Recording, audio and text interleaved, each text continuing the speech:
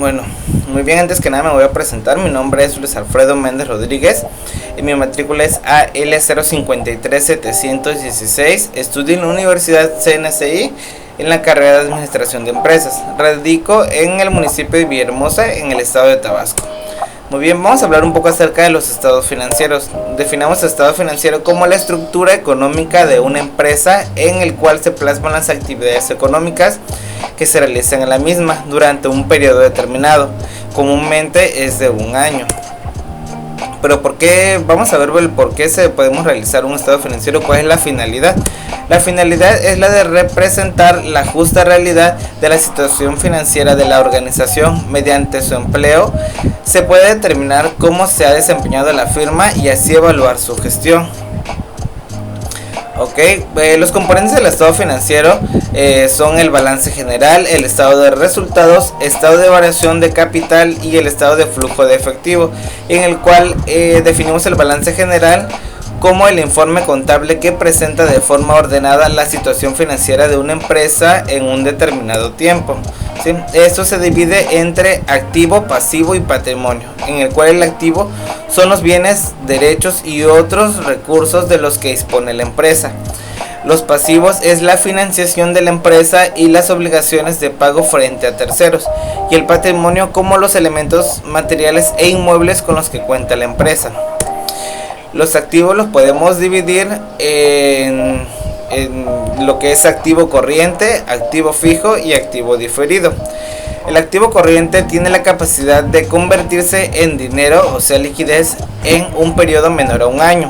Un ejemplo podría ser el efectivo en caja, inversiones temporales, cuentas por cobrar, producto terminado, entre otros. El activo fijo son los bienes que no pueden convertirse en liquidez a corto plazo y que normalmente son necesarios para el funcionamiento de la empresa. Unos ejemplos podrían ser los terrenos, la maquinaria, vehículos, muebles de oficina, entre otros. Y el activo diferido son los bienes o servicios en los que ya se realizó un pago pero no se ha disfrutado del uso y que se piensa utilizar posteriormente, como las capacitaciones, gastos de organización y de construcción de la empresa. Muy bien, de igual manera los pasivos tienen una clasificación como pasivo corriente, pasivo a largo plazo. El pasivo corriente son las deudas y obligaciones que tiene en un vencimiento inferior a un año, como el pago de las facturas de los proveedores, pagos a bancos, entre otros. Y los pasivos a largo plazo como las obligaciones que vencen en un año a partir de la presentación del balance. Un ejemplo son los préstamos de banco, préstamos de accionistas, hipotecas, entre otros. Muy bien. Ahora vamos a ver qué es un estado de resultado. Vamos a definirlo como la muestra de manera detallada los ingresos obtenidos, los gastos en el momento en que se producen y como consecuencia el beneficio o pérdida que ha generado la empresa en dicho periodo de tiempo. Sus indicadores, los ingresos, que son todas las entradas de recursos o eliminación de obligaciones que ingresa incrementos de patrimonio, y los gastos como las salidas de recursos que disminuyen el activo y que incrementan el pasivo. Muy bien, vamos a hablar de los estados de variación de capital, que son los que muestran las variaciones en las entradas y salidas de las operaciones de la empresa entre el inicio del periodo y el final del periodo. El estado de flujo de efectivo es el que muestra las fuentes, regularidad y uso del efectivo de la empresa, usando estimaciones directas, que son las que comúnmente más se utilizan, o indirectas. La estimación directa muestra el efectivo neto generado por las operaciones. Esta variable es de vital importancia para analizar la situación de la empresa, ya que refleja toda la liquidez de la empresa. Muy bien, vamos a ver las razones financieras utilizadas para el análisis de los estados financieros. Esto quiere decir los motivos principales por los cuales realizamos el estado financiero, entre lo cual es determinar las razones de liquidez, razones de endeudamiento, razones de rentabilidad y razones de cobertura. Vamos a definir las razones de liquidez como la facilidad con la que la empresa puede pagar sus cuentas. Como indicador tenemos el capital de neto de trabajo, el que se obtiene de restar el pasivo corriente menos el activo corriente.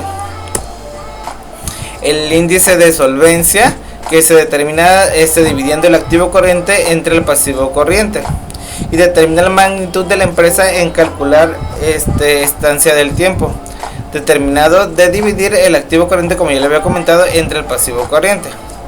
Entre más alto sea su resultado, mayor a 1, más solvente es la empresa. Otro indicador es la prueba ácida, que se define de restar el activo corriente menos los inventarios entre el pasivo corriente. La rotación de inventarios es un indicador que mide el tiempo que le toma a la empresa rotar sus inventarios, y se determina de dividir el costo de las mercancías vendidas entre el promedio de inventarios. Otro indicador sería la rotación de cuentas por cobrar, que indica el tiempo que le toma a la empresa convertir el efectivo de las cuentas por cobrar que hacen parte del activo corriente.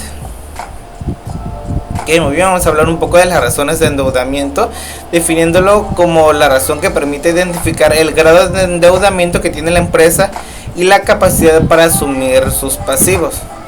Otro de sus indicadores son las razones de endeudamiento, que mide la proporción de los activos que están financiados por terceros. Razones pasivo-capital, que mide la relación que hay entre los activos financiados por los socios y las financiaciones para los terceros, y se determina de pasivo a largo plazo entre capital contable. Razones de rentabilidad, que pretende medir el nivel o grado de rentabilidad que obtiene la empresa.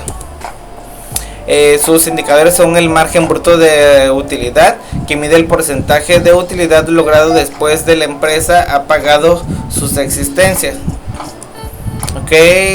Otro indicador sería el margen de utilidades operacionales, que son las utilidades netas por cada venta generada, restando además el costo de las ventas, los gastos financieros.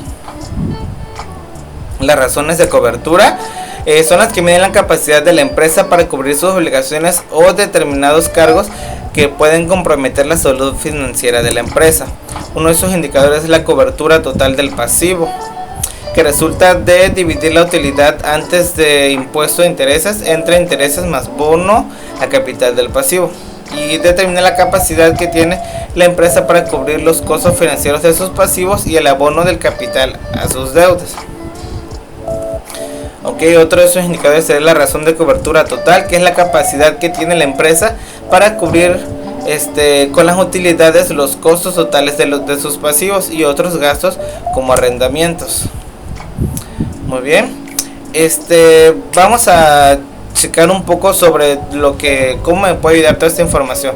Muy bien, toda esta información me puede ayudar para entender un poco más todo lo que es cómo está constituida una empresa, cómo puede determinar determinadas razones de la empresa, como su endeudamiento, su manera de cómo poder pagar las deudas, qué tan rentable es la empresa, en sí la salud de una empresa. Y esto me ayuda para poder tener mejor conocimiento y poderlo aplicar en todos mis estudios, y así poder lograr las metas que tengo, que es poder ser mejor en lo que estoy estudiando.